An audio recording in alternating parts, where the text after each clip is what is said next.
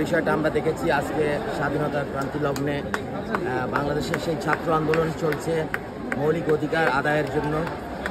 আমরা স্বাগত জানাই ছাত্র আন্দোলনকে এবং সমস্ত অপমৃত্যু এবং ধ্বংসযজ্ঞ এগুলা যেন নিঃশেষ হয়, এগুলা যেন বন্ধ হয়, শান্তি ফিরে আসে, সেই শুভকামনা রইল ছাত্র সমাজের প্রতি এবং দেশবাসীর প্রতি।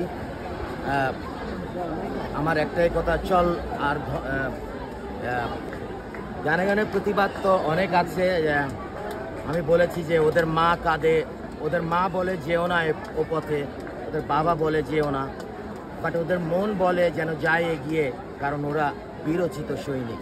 অনেকেই বলছেন আরেকটি মায়ের বুক যেন খালি না হয়, আপনি কি বলতে চান? আমি বলতে চাই আর কত মৃত্যু, কত হাহাকার, ন্যায় আধিপত্য হবে কি বিকার। মানে আসলে গানের কথাই বলতে, যে মায়ের ছেলে ফিরে আসেনি, মাগো মাগো বলে আর ফিরে ডাকেনি, সে মায়ের বুকে যে কত যন্ত্রণা, কেউ কখনো কি দেবে সান্ত্বনা, দিতে পারবে সান্ত্বনা?